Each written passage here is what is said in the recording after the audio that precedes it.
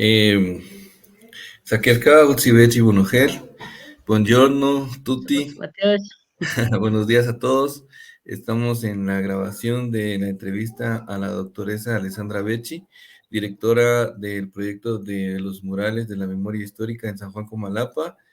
Y pues el motivo de esta entrevista es conocer un poco más acerca de la historia de este patrimonio comalapense. Eh, la doctora Alessandra es italiana de origen, radicada en San Juan Comalapa, con experiencia en arte y en restauración, y también de derechos humanos y participación comunitaria. Eh, Alessandra, buenos días. Quisiera preguntarte cómo ha sido la ruta que el muralismo te ha eh, abierto las puertas hasta llegar a Guatemala. Buenos días a todas, a todos.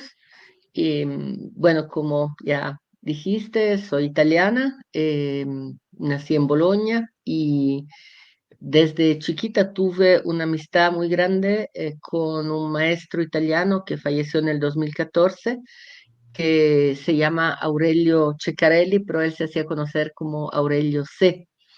Y fui su alumna una primera vez cuando tenía 16 años.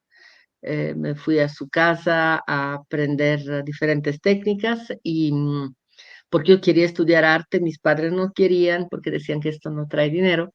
Entonces al final estudié historia del arte, a la par de esto una escuela de restauración que estudié por 2 años trabajé como asistente ahí y después trabajé en la restauración, pero de obras de mural, bueno, de pintura mural antigua, de frescos y piedra, por otros 3 años, y de ahí finalmente logré mi objetivo, que era que este maestro me aceptara como asistente, como alumna, y dejé esto de restauro y fui a vivir con él y lo ayudé sea en la parte artística que en la parte de exposiciones, ¿verdad? Como decir, coordinando, organizando algunas exposiciones. Y él estaba junto con otros artistas de Nicaragua, italianos, argentinos, colombianos y mexicanos, organizando una institución,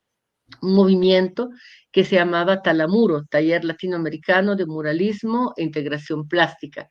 Esta idea que surgía de las ideas de Siqueiros y también de Rivera, pero en especial de Siqueiros en este sentido, preveía la integración entre todas las artes, es decir, arquitectura, escultura y pintura, mosaico, para un buen vivir. Digamos que las instalaciones, la arquitectura respondiera internamente y externamente a su objetivo, lo que era el objetivo eh, del edificio tenía que ser representado en todo sentido y sustituir las imágenes de la publicidad, las imágenes bueno, del capitalismo, porque el movimiento era un movimiento de personas católicas o no católicas, pero abiertas a momentos, a pensamiento social, digamos. Entonces, la oposición al capitalismo viene sea del mundo de izquierda o comunista, sea del mundo católico.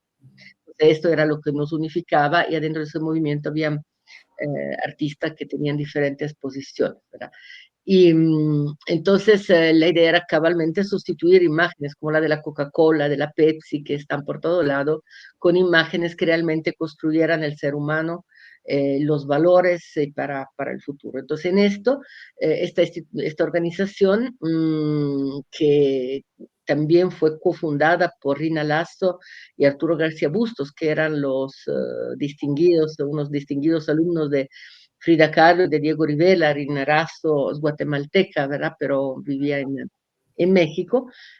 Unía a todos los pintores latinoamericanos con la idea y europeos con la idea de dar a conocer la verdadera historia de los 500 años de resistencia indígena negra eh, y campesina, es decir, ya venía en 1992 y todo el mundo lo miraba como la celebración de una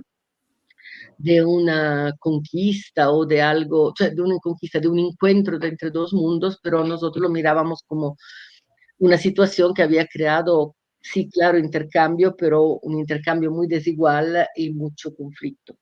Entonces, lo que se hizo, esta organización Talamuro se extendió, se fortaleció en el año 90, que es cuando yo entré a ser parte, siendo muy joven, y el objetivo fue crear, invitar artistas latinoamericanos en Europa y nosotros como europeos llegar aquí en estas tierras e intercambiar, ¿verdad?, los puntos de vista sobre estos temas. Entonces, allá se hizo un gran movimiento que también fue un movimiento que apoyó dal punto de vista de los artistas el premio Nobel a Rigoberta Menchú, y de parte llegaron artistas de todos lados y tenemos varias publicaciones sobre este tema y nosotros fuimos invitados a la Universidad de San Carlos de Guatemala a hacer una pintura sobre el cincuentenario de la Revolución de Octubre y otra pintura sobre Cardoso y Aragón que está dentro del aula Magna Iglú. La primera está en la fachada de Ciencias de la Comunicación de la USAC.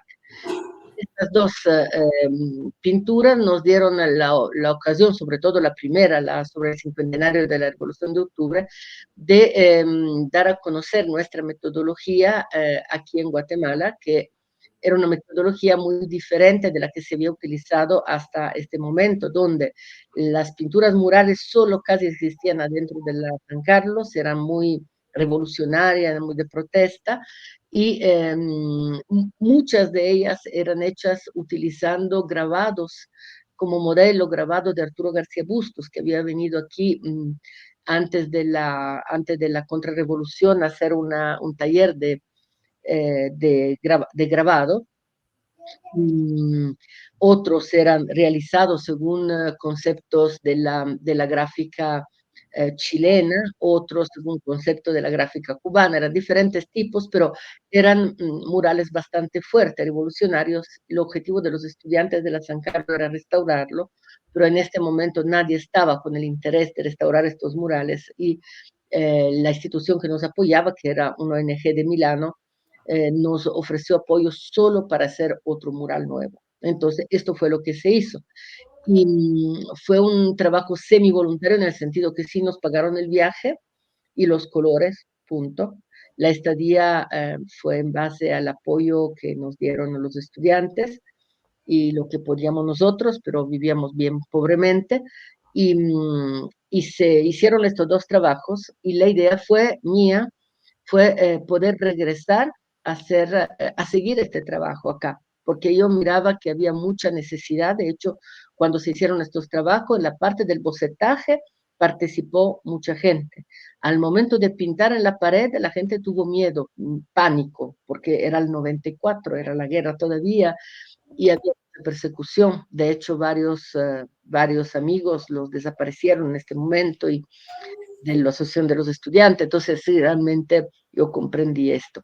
Entonces, me encontré a hacer esto acá. Después, en el 99, vine otra vez a trabajar con una pequeña ONG y tuve la posibilidad de iniciar a trabajar en un proyecto de voluntarios de Naciones Unidas y UNESCO. Era un proyecto conectado. El proyecto en sí se encargaba de clasificar y cioè, el objetivo era hacer como un inventario de las obras que estaban en Antigua Guatemala bajo el control del conservador de Antigua Guatemala. Sin embargo, yo recibí amenazas de muerte, nos dimos cuenta que había un tráfico ilícito de obras de arte promovido por gente que estaba inclusive dentro de la UNESCO, artistas, restauradores. Entonces mi jefa me dijo, no puedes hacer este trabajo porque nosotros como voluntarios de Naciones Unidas no podemos avalar este tipo de acciones ilegales, tampoco podían ponerse a denunciar las personas que estaban adentro del UNESCO porque era muy delicada la situación, obviamente, se pueden imaginar.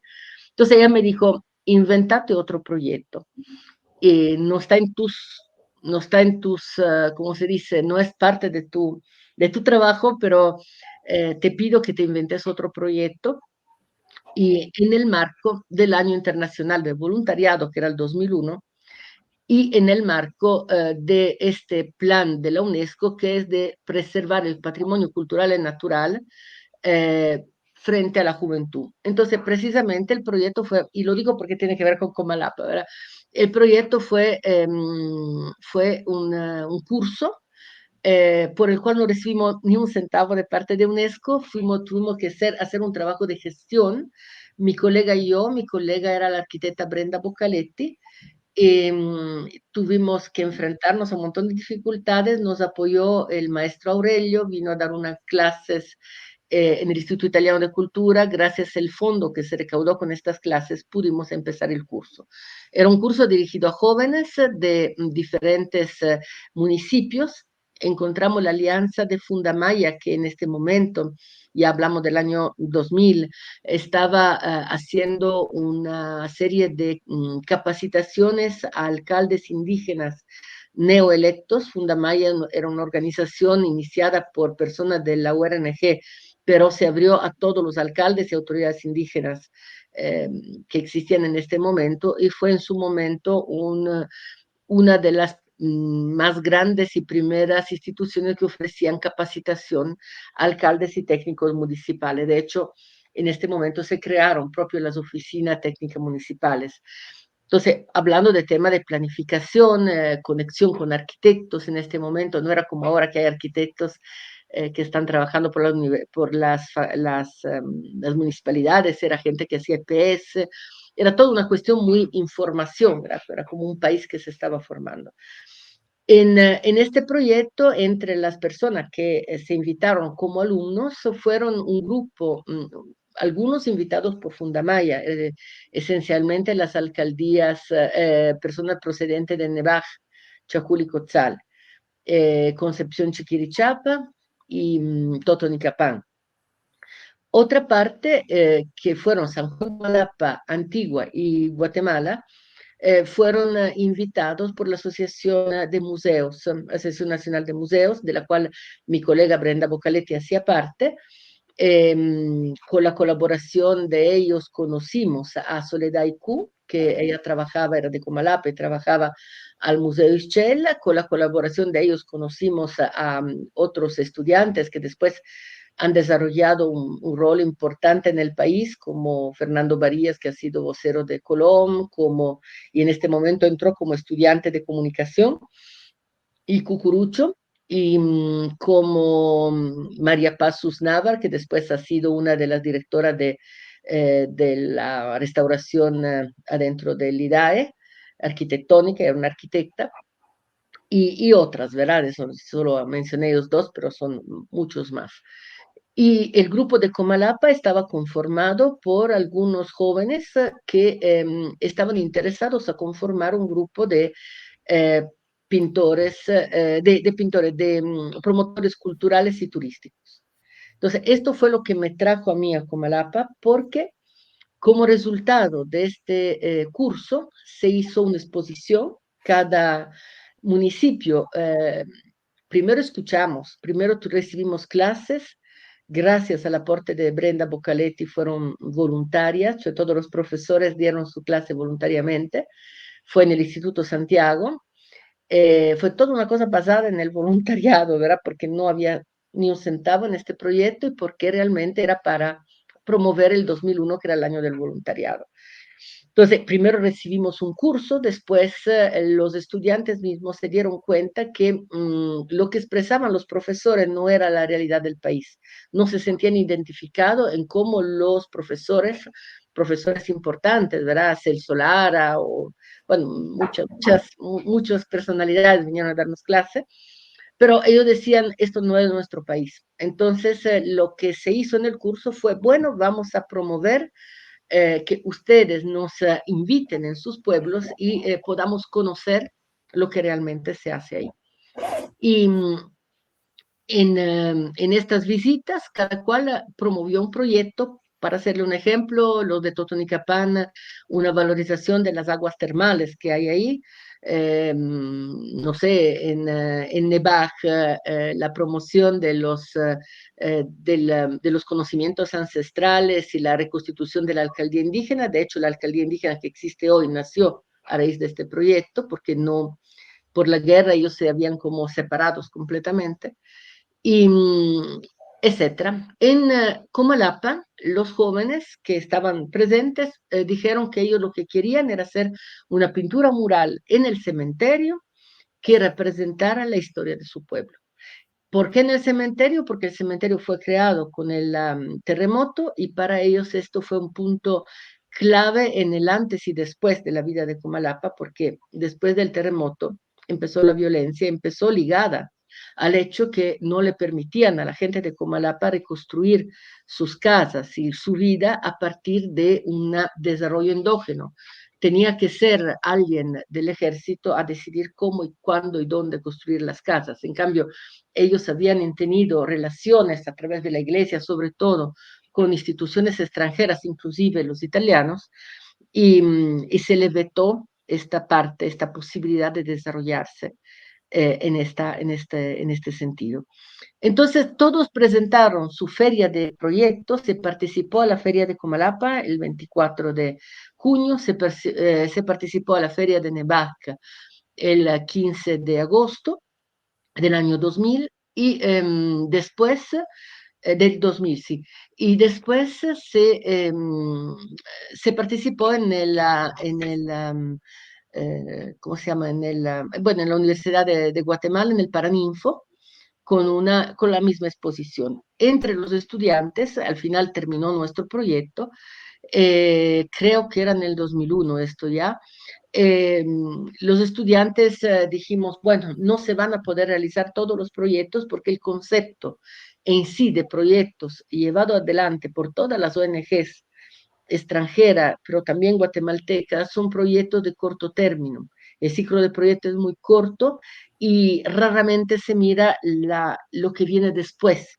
Y se deja a la gente diciendo, bueno, ya recibiste tu proyecto, ahora hacerlo solo, pero a veces se dan como muchas expectativas, pero pocos instrumentos, aun cuando se quiera enseñar a pescar y no darle solo el pez, pero se queda corto, porque a veces el tema de enseñar a veces se enfrenta con resistencia de parte de las mismas personas que están en el lugar. Y todo esto de la posguerra ha creado una situación de expectativa económica, por lo cual esto ya se miraba en el año 2000, imagínense, 24 años después, eh, por lo cual las personas no hacían nada si no recibían un pago.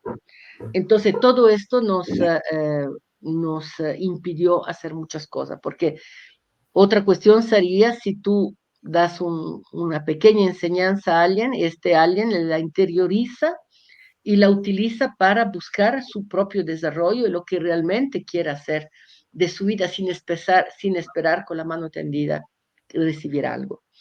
Entonces ellos decidieron entre ellos que solo un proyecto era, digamos, le dijimos, Brenda y yo, solo un proyecto podemos nosotras hacer un esfuerzo como para buscar quién se lo va a financiar. Va a ser nuestro último trabajo como para dejar un legado y no hacer que el proyecto termine ahí y ver cómo se desarrolla después. Todos juntos los estudiantes decidieron que el proyecto más eficaz, más efectivo y más realista era el del mural. Entonces todo el mundo apoyó que el mural fuera de Comalapa, fuera el que se apoyara para encontrar patrocinadores. También habíamos investigado y visto que habían algunos proyectos que estaban interesados en este tema y que las áreas que iban a apoyar en este momento era cabalmente Chimaltenango.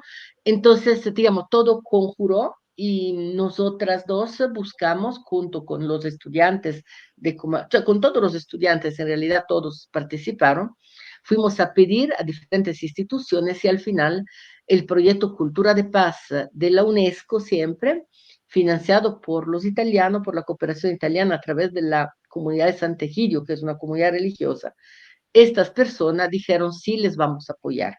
Y es así como, porque la pregunta era esto, cómo el muralismo me trajo a Comalapa. pero yo ya, como le digo, aquí en Guatemala había hecho estos trabajos de muralismo y en Italia, cabalmente vine en el 99 de haber terminado un proyecto en mi ciudad, que es Bolonia, de varios murales que se realizaron, esencialmente dos muy grandes, en la ciudad porque fue nominada Ciudad Internacional, Europea de la Cultura, mi ciudad, en el año 2000, y entonces realizamos proyectos sobre el tema de la migración, uniendo trabajos y dibujos de jóvenes y ancianos. Y cabalmente esto era un poco en el espíritu de Talamuro, porque Talamuro esto era su meta y su objetivo, lo que decíamos nosotros, la poética de Talamuro, que sigue siendo ella, los que hemos sobrevivido, ¿verdad?, de este grupo, es que una idea es pequeñita. Si juntamos nuestras ideas y construimos un discurso, la idea se puede hacer más grande, porque no es la idea solo de uno, se vuelve una idea compartida. Entonces, con este espíritu se realizaron las pinturas murales en Italia, mosaico, y con este mismo espíritu se realizó en la San Carlos, se había realizado en el 94 y con el mismo espíritu, digamos, en el 2001 se fue realizando el mural de Comalapa. Y aparte de la comunidad de la comunidad italiana que apoyó el mural, ¿hubieron algunas otras instituciones que se sumaron al esfuerzo o solamente ellos a través del proyecto de Cultura de Paz? Pues sí, como le había mencionado, Fundamaya, que había estado apoyando en la primera fase, en el curso, siguió apoyando a través del señor alcalde, que era Flavio Velázquez. Él era integrante de la Asociación Guatemalteca de Alcaldes y Autoridades Indígenas, que nació a partir de Fundamaya, ya como una institución independiente. Es decir, Fundamaya era el brazo técnico, pero esta ya era una institución de alcaldes que actualmente tiene una presencia dentro de la asociación de la NAM, digamos, tiene una voz y voto, ¿verdad?, dentro de la NAM. Y, y también, entonces, la municipalidad, Fundamaya y la cooperación italiana. Estos fueron los tres donantes y cooperantes adentro de la realización del mural del cementerio. Muy bien. Y obviamente cada uno con su enfoque. Sí. Y respecto a ya lo que incluía específicamente el proyecto del mural del cementerio, eh, entiendo que eso fueron acciones primero de concientización a estudiantes, recolección de información mediante entrevistas, recolección de las ideas de los niños que recibieron esta capacitación hasta llegar a la realización del mural. Más o menos eso es la ruta de acción, entiendo yo. Sí, digamos que se hizo una serie de talleres con los niños diciendo que se tenían que partir de la identidad, o sea, la reconstrucción de una identidad. Entonces, ¿quién soy yo? La comunidad, el entorno y el país. Eh, se diseñó un instrumento, ¿verdad? Para hacer estos talleres con los niños y lo realizamos, pero se vio que de todo lo que ellos recolectaron, de hecho, la recolección de estos dibujos son los dibujos que están en la segunda parte de la mural, que son los que son sobre los usos y costumbres de Comalapa.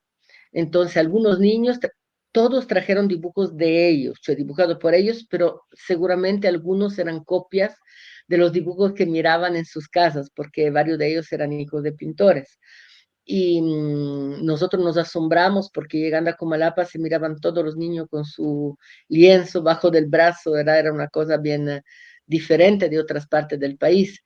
Y sabíamos que varios de los niños tenían papás que eran artistas o que eran pintores que hacían cuadros de paisaje, pero y costumbre. Esta parte ellos la expresaron.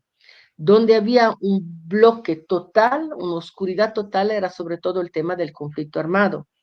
y la institución que nos daba apoyo, que era Cultura de Paz, se llamaba Cultura de Paz precisamente porque su punto de vista era partir del análisis de la realidad para definir una nueva sociedad. Cioè tú no puedes construir una sociedad basada en principios y valores de colaboración y de paz si tú estás en una situación de conflicto no resuelto y se daban cuenta que el conflicto no era resuelto porque adentro de cada familia habían militares y habían guerrilleros. Había gente de la Iglesia Católica, había gente que era de la costumbrista o que criticaba, cioè, había mucha conflictividad interna adentro de la familia que se reflejaba en la sociedad. Entonces, el proyecto Cultura de Paz en sí tenía como objetivo educar para la paz, que esto no es fácil, porque en todas las situaciones post-conflicto, inclusive le hago un ejemplo extremo, en mi país el conflicto ha sido, desde la Segunda Guerra Mundial, hablamos del 45, y los conflictos del 45 no resueltos ahorita salen a luz. Y hay conflicto entre comunistas y fascistas, porque son conflictos que nacen desde entonces, que después de tantos años no han sido resueltos. Y cuando tú no resuelves algo en lo profundo, esta cosa sale. Entonces, a partir de esto, y no por sentirse uno superior, porque obviamente este proyecto nace de la Iglesia Católica, que la comunidad de Sant'Egidio, una comunidad que está presente en Roma y trabaja sobre este tema, de ahorita la conflictividad ya de la migración, pero ellos se han metido en muchas cuestiones relacionadas a diálogo, crear diálogos entre antagonistas. Entonces ellos, lo que ellos querían era que se tocara también este tema del conflicto armado. Entonces ahí tuvimos que hacer una forzatura, digamos, una cosa un poco forzada, pero que dio su resultado, y que fue invitar a una persona que es Brenda Pineda.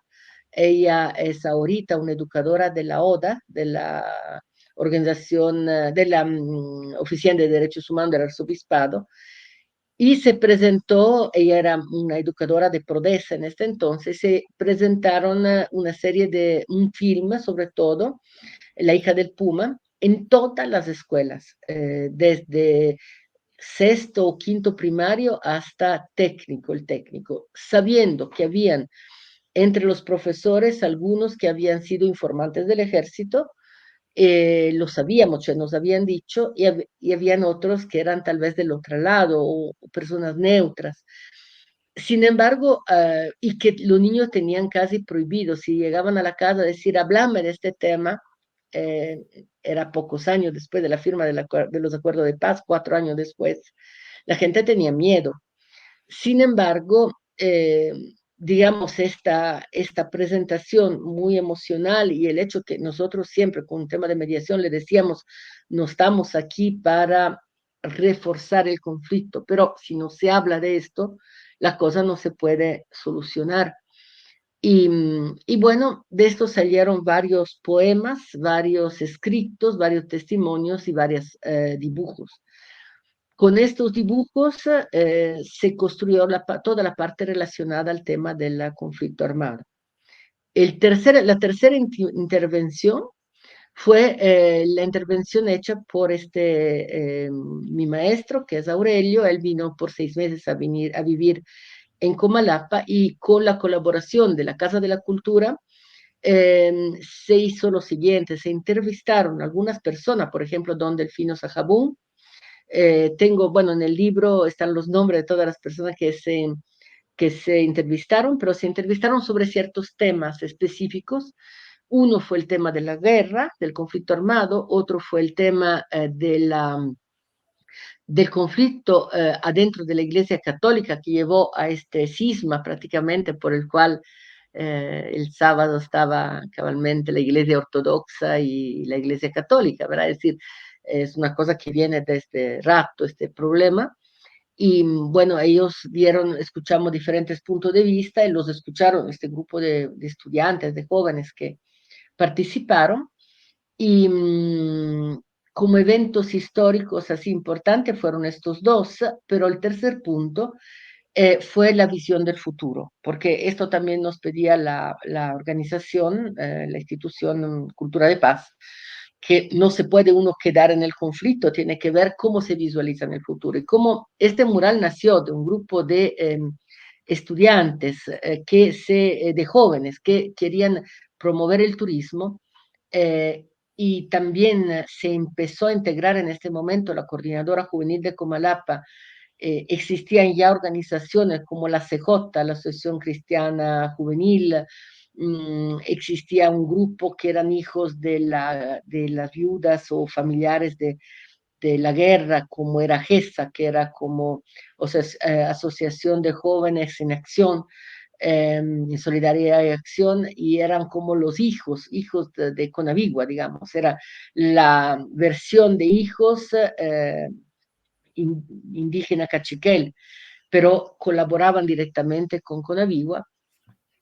Y entonces existían grupos más políticos, digamos, y grupos más culturales, y existía un grupo de artistas que era la Troja esencialmente, eran los hermanos Pollón y Marco Tulio Roquel y eh, Pichia, eran tres o cuatro, Carlos Cuchillo, que era jovencito en este entonces, eran varios grupos ahí, se juntaron con la idea de participar en ¿cómo se llama? En el Consejo de Desarrollo, para que los jóvenes tuvieran su voz, porque eran nuevas las leyes del Consejo de Desarrollo. Entonces todos estos actores tenían como una visión de futuro. Entonces, a raíz de esto se hicieron varios grupos focales, se utilizaron instrumentos como el FODA, construcción de árbol de problema, de resoluciones, proyectos que partieran de ellos mismos y que pudieran ser autofinanciados, y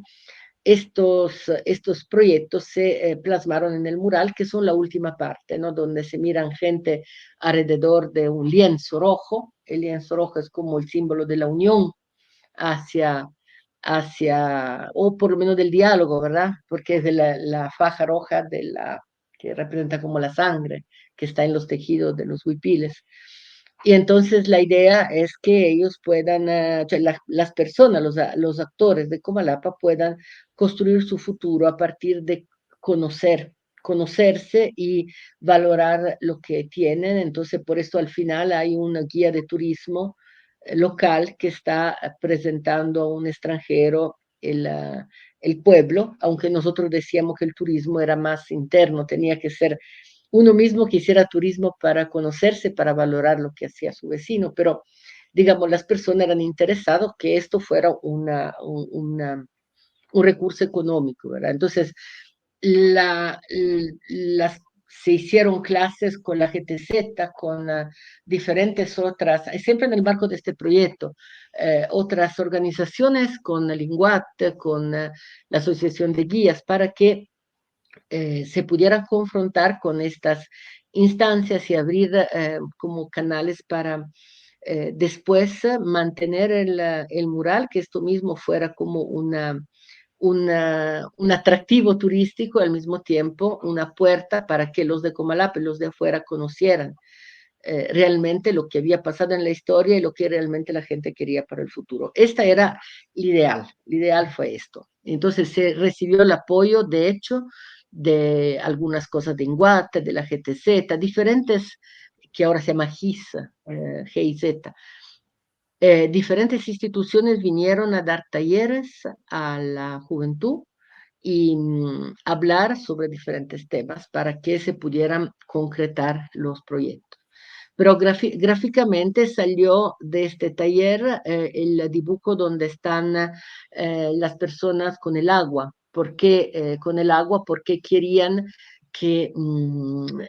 agua potable en todo lado, y que del chorro uno pudiera sacar el agua y tomarla, ¿verdad? Sin miedo. Entonces, estos dibujos que se hicieron adentro de los talleres que promovió Aurelio fueron también acompañados de clase de dibujo de albero, cioè dibujos, iban en las calles dibujando imágenes, por ejemplo, una imagen que surge de esto, donde están los abuelos contándole a los niños una historia. Entonces se mira todo un paisaje como un patio de una casa.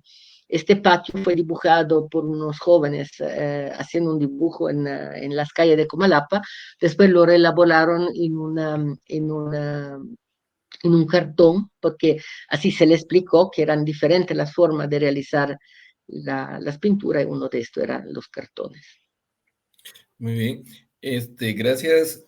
Según entiendo, entonces, los temas de los murales están relacionados con los saberes ancestrales, la memoria histórica, las culturas y tradiciones, y también ese deseo de ese anhelo por el futuro, ¿verdad? En el marco de la cultura de paz, y que se buscaba que eh, pues el pueblo se identificara con él a través de esas imágenes, y que fuera un elemento de atractivo turístico, no solo internacional, sino especialmente para nuestras propias comunidades vecinas, ¿verdad? Uh -huh. Entonces, y considero que, como mencionó hace un rato, que los espacios públicos se eligieron, en especial el del cementerio, por la cuestión de que era un trabajo que representaba en la fase del terremoto, del reciente terremoto, y que era un lugar visible y nuevo, de reciente construcción. Entonces, aparte de todo lo que nos comentó de la forma en la cual los niños y jóvenes fueron preparados a través de técnicas de muralismo, que en Guatemala en esa época pocas personas tenían esa preparación, en el cual de utilizar los cartones y transferirlos al mural. ¿Qué otras, qué otras características técnicas hacen diferente el mural de Comalapa de otros en general? Bueno, del punto de vista de la construcción gráfica, es que normalmente en todos los murales que habíamos visto, se ponen como a competir o a realizar, cada cual realiza un cuadro, y este cuadro es por ejemplo, la tercera B realiza este panel, el cuarto C realiza otro. En cambio, nosotros lo que hicimos fue juntar todos los dibujos, y fueron como alrededor de 3.000 dibujos, de niños, adolescentes, jóvenes. Entre los jóvenes habían jóvenes pintores, que son los que participaron a estos talleres con el maestro Aurelio, y dibujos dados, ofrecidos por organizaciones, y también se dejaron unos paneles para que lo pudieran intervenir los artistas que querían dejar su mensaje propiamente ellos como artistas profesionales, pero conectándolo a lo que estaba alrededor. Sin embargo, solamente 3 artistas participaron en esto, que fueron Felipe Yol, Luis Eligio eh, Calí y Marco Tulio Roquel. Y los demás no quisieron porque el tema era relacionado a la guerra y no querían ellos tener que ver con algo así, o porque querían ser pagados, ¿verdad? Entonces, de hecho, Oscar Perén porque quería ser pagado, y Paula Nicho porque tenía miedo, aunque ella hacía trabajos bellísimos, nosotros le fuimos a rogar que pudiera poner, aunque fuera un pedacito, ¿verdad? Un pedacito que se insertara. Otros también, en mi opinión, porque no querían ser mezclados con niños que no sabían en sí pintar, o con jóvenes, adolescentes que no, igual no eran todavía eh, conocidos, no querían exponer su pintura. O sea, varias cosas nos dijeron, ¿verdad? Y, pero se le dejaron los espacios hasta el último minuto, ¿verdad? Algunos dijeron sí, sí, venimos, no llegaron, y al último minuto se tuvo que improvisar algo, porque no, de hecho, no dejaron así plantados. Y, pero esta fue la característica técnica tal vez más interesante, porque algunos dibujos eran estudiados, ya lo habían llevado a cabo creando la escena. Por ejemplo, lo del conflicto entre las iglesias. se miran dos grupos peleándose frente a la puerta de la iglesia. Esto venía de un cuento, un relato que nos habían hecho, ¿verdad? Cuando pasaron los zafarranchos en la puerta de la iglesia y hubo un muerto, inclusive algo así. Pero se insertó un símbolo que había hecho un niño, que era una luz que viene partida en dos, una candela que viene como partida en dos. Entonces, esta parte fue un inserto que nosotros hicimos porque dijimos, bueno, esta es lo que pasó, es un dibujo cumplido, terminado, pero se puede poner en la pared como que fuera un grafito hecho al momento este dibujo del niño. Y era como una síntesis, le daba más valor porque él sentía esta dificultad de cómo es posible que a raíz de una cuestión de iglesia se separen los dos grupos y se vuelve un conflicto dentro de la comunidad. Se razonó sobre este tema. Entonces, este era el juego. Y cuando eran dibujos de niños y también se identifican las imágenes donde se ve que son dibujos de niños de primaria, por ejemplo, puede ser que 20 cielos, 20 soles habían traído y nosotros fuimos seleccionando con el apoyo de un grupo de señoritas de los Scouts de Francia, vinieron a hacer un taller de voluntariado y nos ayudaron a seleccionar, a sistematizar todo este material.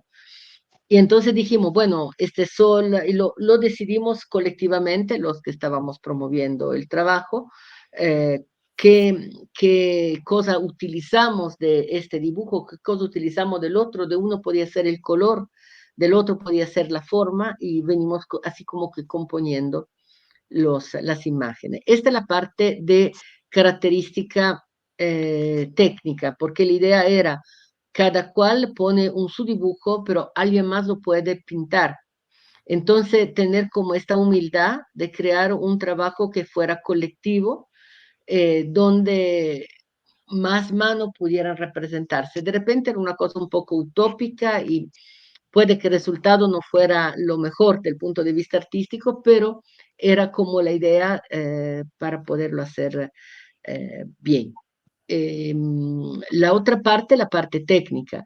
Y la parte técnica es que la pared es muy húmeda, entonces era muy húmeda porque atrás habían de toda forma entierros, los entierros no se podían mover. Pedimos al arquitecto Chema Magaña, que era amigo conocido de Brenda Boccaletti, de venirnos a ayudar a hacer una supervisión del lugar y él nos conectó porque, bueno, yo decía la cosa mejor sería aislar, pero aislar no se podía, ¿verdad? Era imposible desde el punto de vista legal porque estaban todos los entierros frente a la pared. Y entonces decía, lo ideal sería poder utilizar una técnica de pintura al fresco porque esta permite que transpire la pared.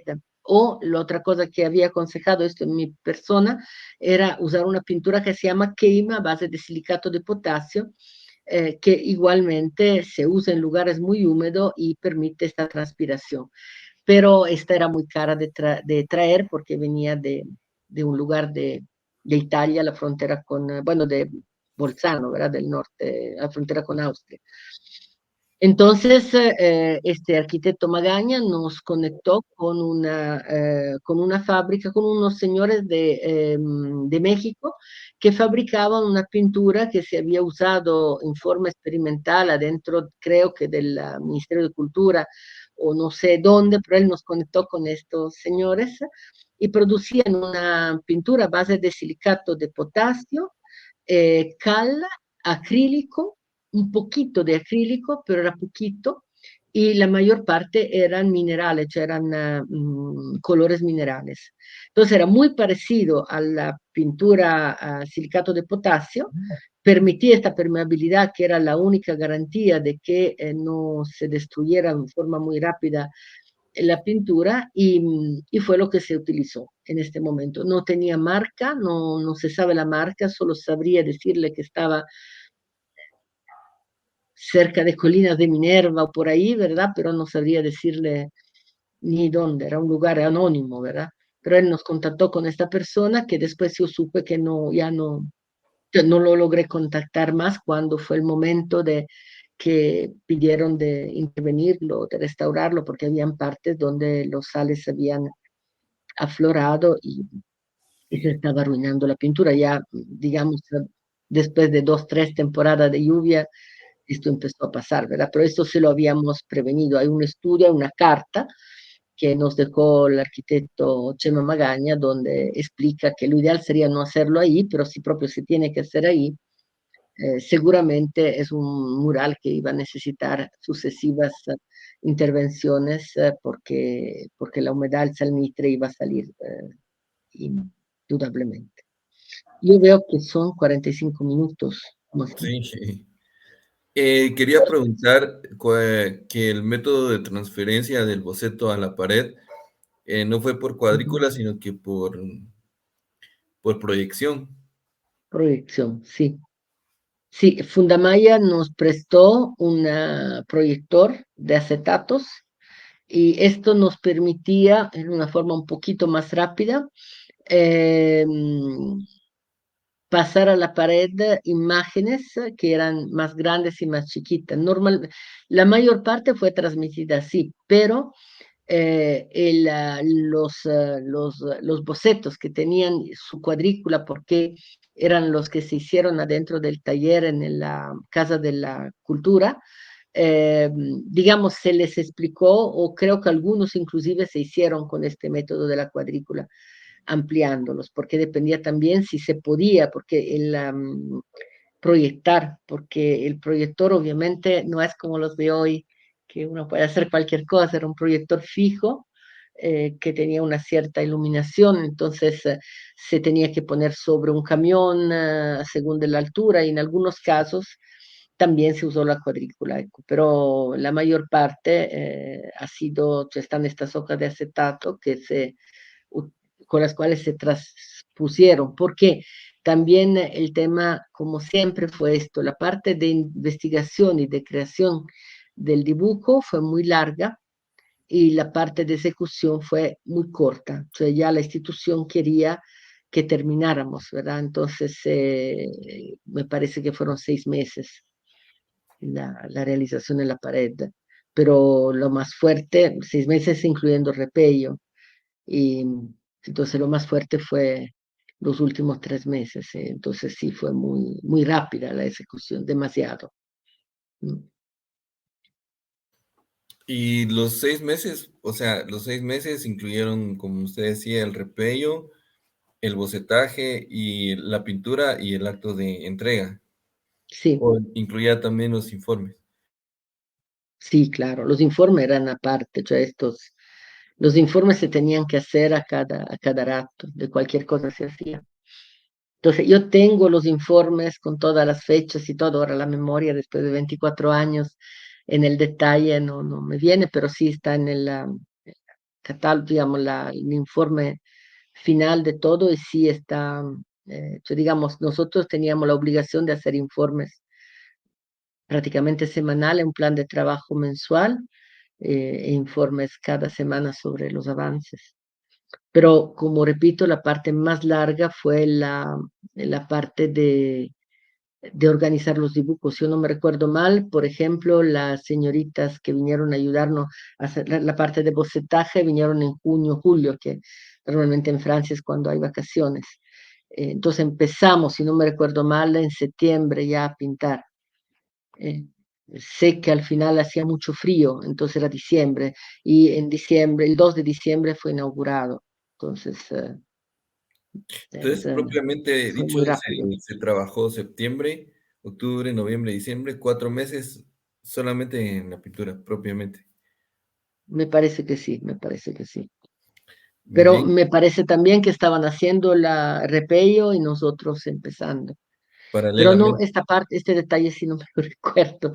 Así debería de ver los documentos, porque sí, todo era, por ejemplo, la parte de repello lo hizo la municipalidad, Mm. con personal de la municipalidad.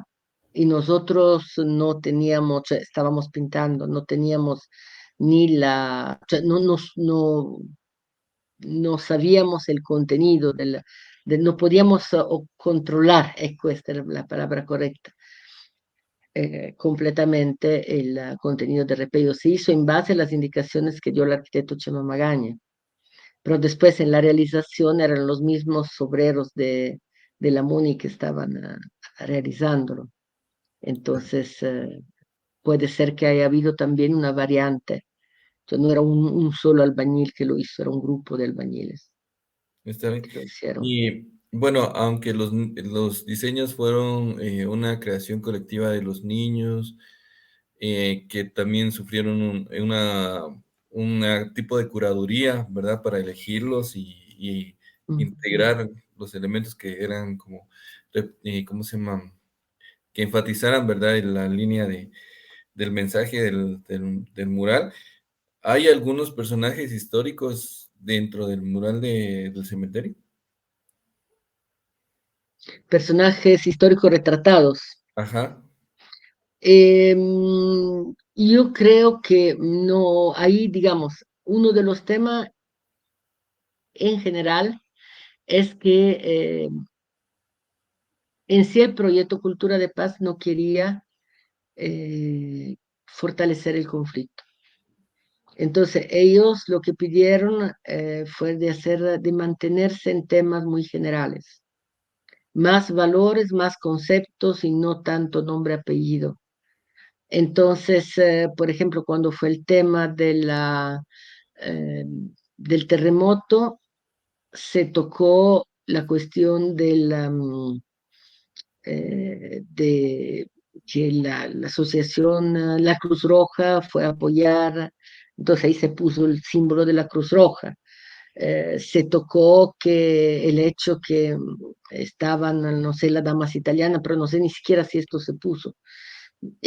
Con lo del conflicto, bueno, todo el mundo dijo que estaban los helicópteros de la Fuerza Armada Guatemalteca, entonces en algún momento se puso, pero se ponían estos elementos cuando eran muy, muy repetidos, no cuando, no solo si uno lo ponía, ¿verdad? Era como un análisis de cada cosa y nos venían a supervisar también qué cosa es lo que poníamos y qué cosa no. Y respecto a la parte más antigua, solo se puso los dos, eh, Bernal Díaz del Castillo y eh, creo que era la representación del que escribió los Anales de los Cachiqueles, o que los transcribió en la primera, ¿no? Donde están los dos como personas, ataviados como personas antiguas, y abajo está como una descripción de guerra, son los dibujos que están en el lienzo de Tlaxcala, creo que son, y se utilizaron ahí como para identificar un dibujo de la época y imaginarse cómo era el tema de la llegada de Iximché de los españoles. Pero no, entonces Diego de Alvarado, ecco, el que mira ahí, pero no era Diego de Alvarado, se sabía ya, cioè estudiamos un poquito la historia, que no era necesariamente, no fue exactamente Diego de Alvarado que juntó la gente en Comalapa, fue un fraile, y al final, después de una resistencia de varios años, se rindieron, pero por ejemplo el nombre de Cajimos no se hizo, porque digamos, no digo que fue una censura, pero fue como darnos la orden de mantenernos en temas generales, eh, no eh, aumentar el conflicto. Cuando tal vez el más fuerte fue el dibujo de Agesa, que habla de la calle de los mártires inocentes, pero hay también calle de los mártires inocentes. Y se pone entre los libros, creo que está el informe de esclarecimiento histórico de la CH, o por lo menos eso es lo que ellos querían que se pusiera, después solo se pusieron libros, que siempre tema de símbolos, más símbolos así generales que personajes históricos. El tema de la división de las tierras a la época de Cruz Rufino Barrios, cuando se inventó la propiedad privada, prácticamente se privatizaron varias tierras que eran comunitarias, eh, se, se representó poniendo este dibujo de una montaña con todas las parcelas, digamos, como que fueran parcelas o lotes, pero no era muy genérica, muy, muy genérica. Y esto fue una de las cosas que los jóvenes, sobre todo los de AGESA, criticaron y dijeron, nosotros queremos, tuvieron casi como una discusión con los directores del proyecto en el cual trabajaba yo, porque ellos, sobre todo en el momento que se realizó el libro que fue después del mural, que primero salió el mural y después, el año después, se realizó el libro. Eh, y ellos estaban molestos porque cabalmente decían no se pudo poner realmente toda la historia como nosotros hubiéramos querido. Pero esto no era el objetivo del proyecto. El objetivo del proyecto era como de una situación eh, de conflicto, después de haber tenido la conciencia de quién somos, de nuestra identidad, podemos reconstruir una paz, pero era un discurso basado en valores generales, no en el tema. No sé si te contesté. Sí, ya casi para terminar, ¿cómo percibió usted la aceptación o no de la comunidad respecto al mural? Como digo, el tema del tocar la cuestión del conflicto armado fue vista un poquito con dificultad. Habían grupos, como hay todavía, que son así que prefieren que no se hable de este tema. Pero al mismo tiempo hubo una participación masiva de jóvenes. Entonces había bastante interés de la juventud en este entonces y los maestros en un primer momento estaban anuentes a colaborar y llevaron los estudiantes a ver los primeros años después de realizado el mural. Pero ya después yo vi en el 2006 un gran cambio en todo sentido y como encerrarse otra vez y no querer tocar esta parte de los maestros. Entonces fue como un alejamiento progresivo, esto desde el punto de vista de los maestros. La comunidad parecía muy interesada porque nosotros lo que observábamos es que sí estaban a cada rato parándose, viendo, eh, pero también al mismo tiempo sé que han habido muchas amenazas a los que trabajaron ahí, que pero decidieron callar para no asustar a los jóvenes. Entonces la elección fue callar otra vez, eh, decirlo, y se crearon una serie de conflictos adentro de los mismos jóvenes entre no hay que tocar ciertos temas, la gente que toca ciertos temas porque viene de afuera, entonces después nosotros vamos a volver a sufrir las mismas consecuencias. Entonces, ha habido esta situación. De ahí ha habido un aprovechamiento muy grande de parte de algunas personas que de repente no dieron ni un solo minuto de tiempo para realizar el mural, ni para conservarlo, pero estas personas trajeron varios turistas a visitarlo. Entonces se volvió un atractivo para las personas que vienen de afuera. Y la coordinadora se quedó, los jóvenes de la coordinadora, como encargado del cuidado de los murales y cuando tuvieron necesidad de intervenirlo, porque habían partes que se estaban arruinando, recibieron solo apoyos parciales de parte de las municipalidades de turno. La municipalidad ya no se preocupó ni los jóvenes de pedir consejos sobre cómo hacerlo técnicamente sin dañar la obra original y bueno, fue como un poco de, ¿cómo puedo decir?, de descuido debido a por un lado, al orgullo de que era una obra nuestra, colectiva, pero sin, después, digamos, yo lo que he visto que se ha perdido el conocimiento de realmente cómo fue y también el interés para conservarlo de la manera adecuada. Entonces, es como una cosa esquizofrénica, ¿no? Un poco de un lado, mucho interés, mucha atención, como Lapa se ha vuelto famosa por los murales. A raíz de esto, muchas personas han empezado a realizar murales, lo que hace de Comalapa un lugar especial y que es una cosa muy, muy bella, pienso yo.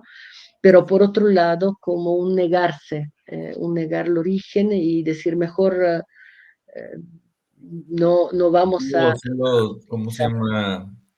Como damos nuestra percepción de qué está plasmado en el mural, no sabemos Sí, quién lo hizo ni por qué. sí. Prácticamente eso es lo Y tal único vez nuestra complejo. percepción no es exactamente lo que realmente Exacto. quiere decir. Ujú. Por último, ¿cuántas intervenciones ha tenido el mural para... Eh, Bueno, inmediatamente después, porque la municipalidad no había tenido los fondos para hacer, nosotros habíamos dicho que para protección el mural tenía que ser techado, tener un techo que pudiera permitir percorrerlo sin quitarle la visibilidad, viéndolo desde lejos y posiblemente sin hacer este corredor que está en una parte al menos. Dejarlo libre, pero techado, que se pudiera ver como cuando uno camina en una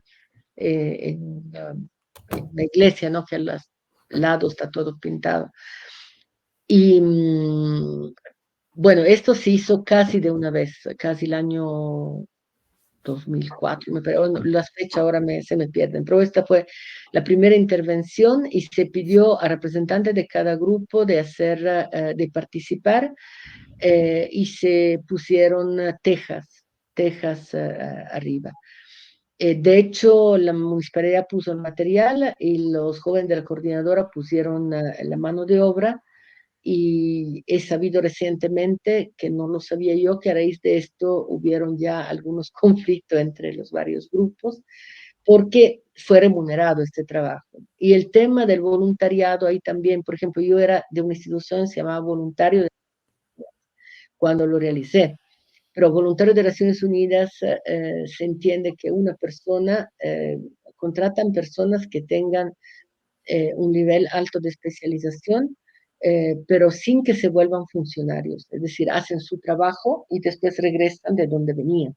No, no son funcionarios permanentes, pero nuestro trabajo obviamente era remunerado, aunque ellos lo hablaban como un aporte, porque obviamente si hubieran tenido que contratar una persona con las características que ellos pedían, esta persona tenía que tener un sueldo 10 veces más alto de lo que nos daban. Nos daban como una cobertura de gastos.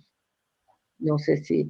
Y todo esto ha generado mucha incomprensión porque al mismo tiempo, obviamente, una de las cosas que pedían a las personas que contrataban como voluntarios de Naciones Unidas, como funcionarios, en esto era que tuvieran en su currículum mucho trabajo voluntario, voluntario de verdad, es decir, voluntario en el sentido que no recibían ningún apoyo. Entonces, si a mí me contrataron para esto, porque había hecho como 10 años antes de trabajo voluntario en mi juventud, cuando era muy joven. Y sin embargo, siempre el tema del dinero, en lugar de crear una cuestión positiva, creó siempre un tema de conflicto entre las personas, entre los jóvenes mismos de la coordinadora y una falta de comprensión. Es decir, obviamente la coordinadora para poder gestionar fondos tenía que tener una personería jurídica. Sin embargo, algunas personas, algunos jóvenes no estaban de acuerdo con esto, preferían mantenerse como movimiento.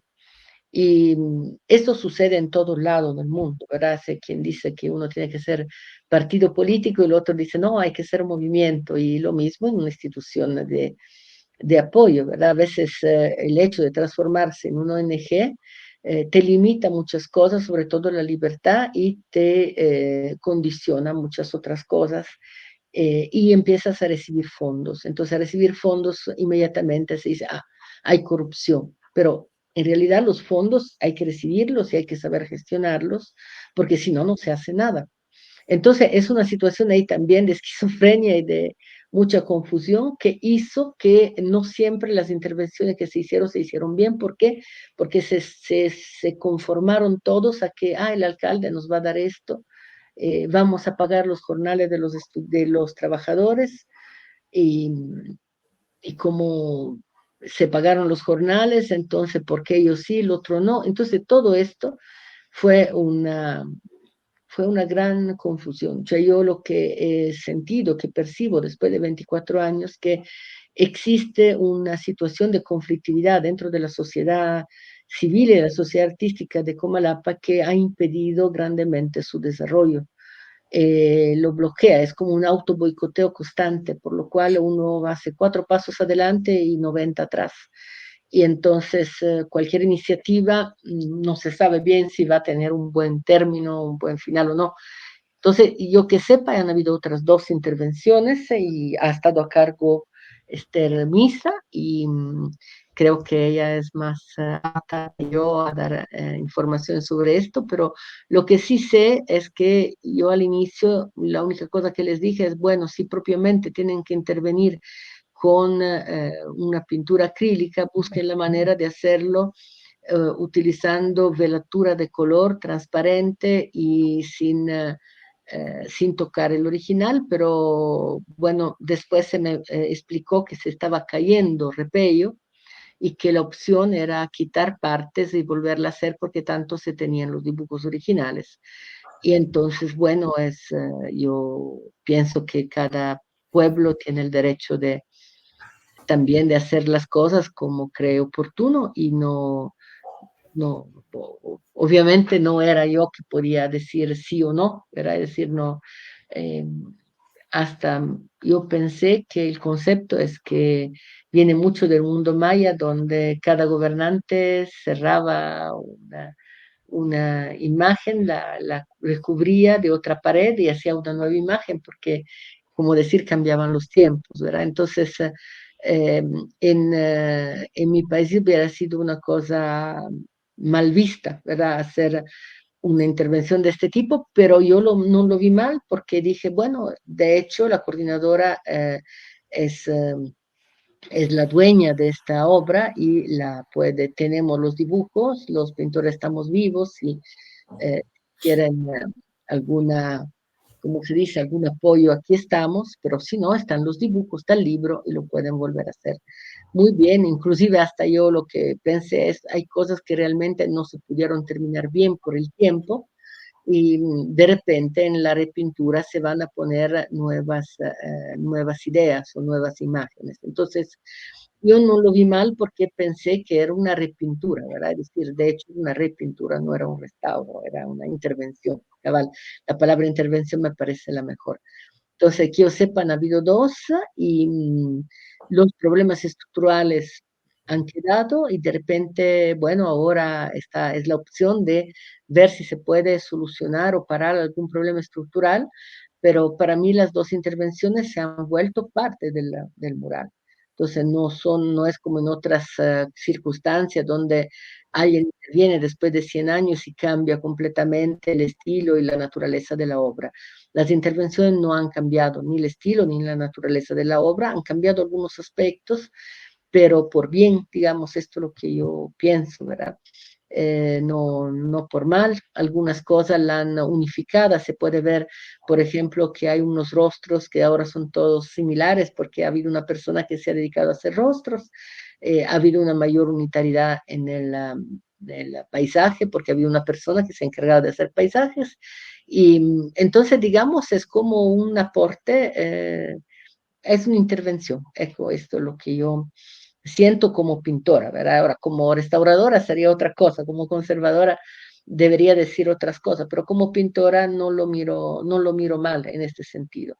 Ahora, en el momento en que no exista un grupo como existía, era un grupo de pintores muralistas de la coordinadora, hay que preguntarse qué cosa hacer ahora, porque ahorita sí el mural necesita una intervención, entonces hay que preguntarse muy bien qué tipo de intervención hacer ahora. Es algo muy delicado, ¿verdad? En este momento, porque digamos es como un momento de paso, donde terminó una época histórica, empieza otra, los que eran jóvenes ya son adultos, para no decir ya mayores, entonces es, eh, es de pensar no solo a la parte de restauración, sino qué legado se piensa dejar y sobre todo devolverle la verdad histórica a esto, porque ya se va a volver historia, ¿verdad? Ya 25 años pasaron como nada, van a pasar otros 25 y si ustedes quieren, esto va a ser parte de su patrimonio cultural nacional o si quieren lo van a destruir como han hecho en otros lugares.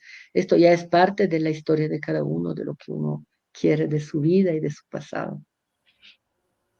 No sé si contesté, pero Ajá. Gracias, gracias. Una última pregunta. Yo sé que el mural está ligado a un mural que se hizo en Poquil, que la municipalidad de Poquil también lo borró. No sé si es así o es una no obra. este, no este. Esto es del otro, el otro mural Ah, que ya. está en Larao, Ah, en muy la bien. escuela Rafael Álvarez Suárez. Es decir, yo he hablado solo del mural del cementerio y Ah, de bueno. todo el contexto relacionado al mural del cementerio. El que fue borrado fue parte del segundo mural que fue del 2006, que cabalmente fue otro Vamos, proyecto. vamos a hablar en la Hablamos. segunda parte. Ujú. Muchas gracias, doctora. Entonces vamos a dar chance a la segunda parte en la siguiente entrevista. Gracias por todo su apoyo y le agradecemos por esta entrevista que está concediendo para los estudiantes de la Universidad Da Vinci y el técnico universitario en gestión cultural y expresión de las artes. No sé si Alex tiene alguna pregunta.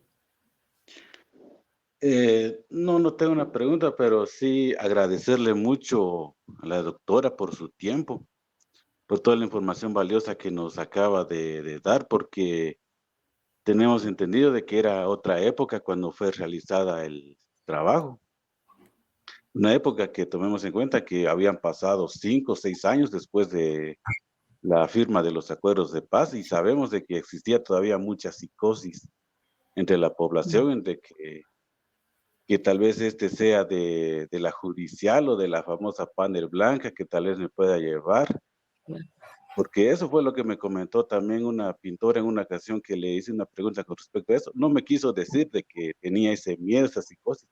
Simplemente me dijo de que no tenía tiempo, no pude participar, pues precisamente Alessandra la había invitado, pero yo entre líneas me di cuenta de que tenía todavía ese miedo en aquellos tiempos y sabemos también de que actualmente, pues las épocas pues ya es distinta.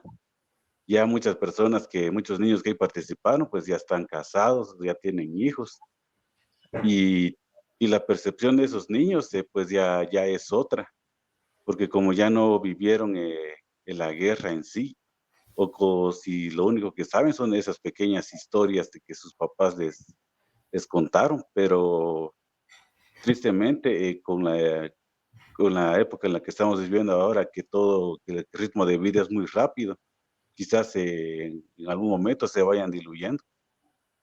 Y como le dije, gracias por refrescarnos esta información para así, para cuando sea la intervención, si en dado caso se llega a dar, ser más conscientes de todo ese peso histórico que conlleva todos los murales. Sí, Muy bien.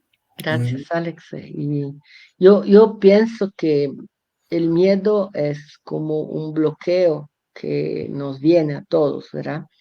Y percibir siempre el otro como extraño o como superior es parte de este bloqueo que nos lleva a hacer errores grandes, ¿verdad? En nuestra vida, porque, por ejemplo, yo recibí amenaza en este entonces cuando estaba trabajando, que yo era guerrillera y que yo venía a traer la guerra y imagínense, cada día tenía que regresar a mi casa, tenía vehículo o en camioneta, tenía que regresar, tenía un hijo pequeño y no era fácil, ¿verdad? Para mí, sobre todo tener esta percepción que tienen muchos guatemaltecos de que cuando viene un extranjero, el extranjero es pudiente, poderoso, que todo lo puede solucionar y que no les tocan los mismos problemas de uno sin preguntarse si uno mismo viene de una situación de guerra, porque nadie se ha preguntado, ¿no? Nadie sabe, ni siquiera como los italianos no saben,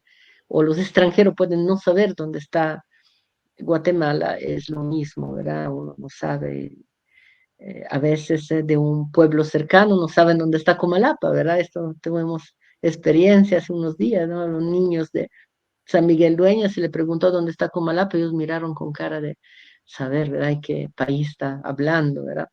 Entonces, el desconocimiento de las cosas es lo que provoca las guerras en general.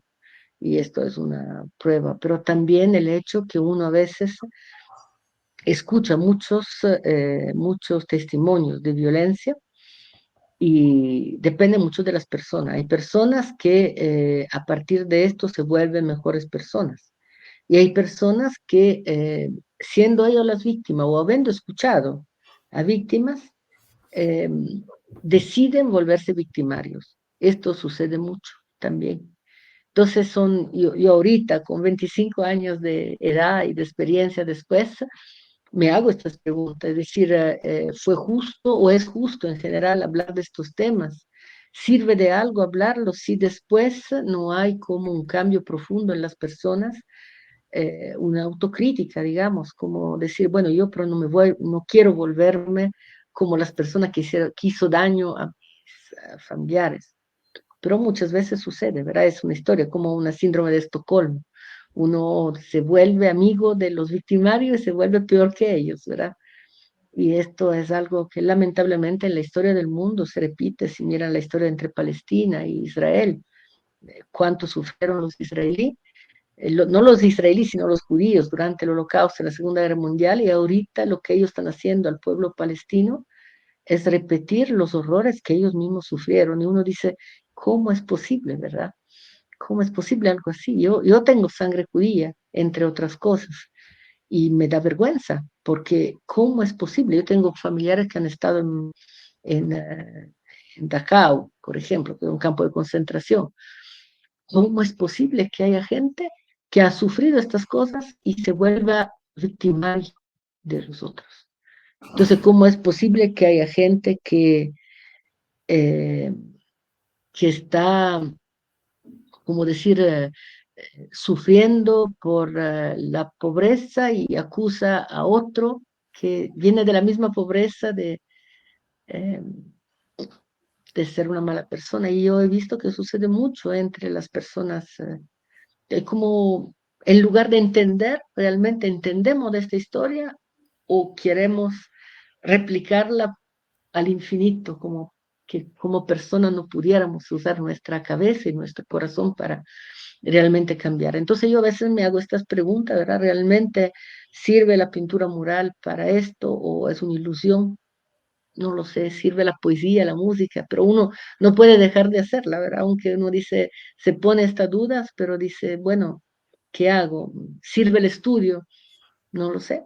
Aparentemente no sirve, pero igual uno quiere seguir estudiando, investigando y buscando la forma de ser una mejor persona, ¿verdad? Y esperando que algo mueva. Y si algo no mueve, no movió, ¿verdad? Punto. Pero sí es muy complicado el tema, muy complicado. Y gracias, Alex, por tu intervención. Bueno, vamos a finalizar la grabación y estamos muy contentos de toda la información recabada, así que le agradecemos nuevamente. Feliz Gracias a día. ustedes. Muchas gracias. Gracias.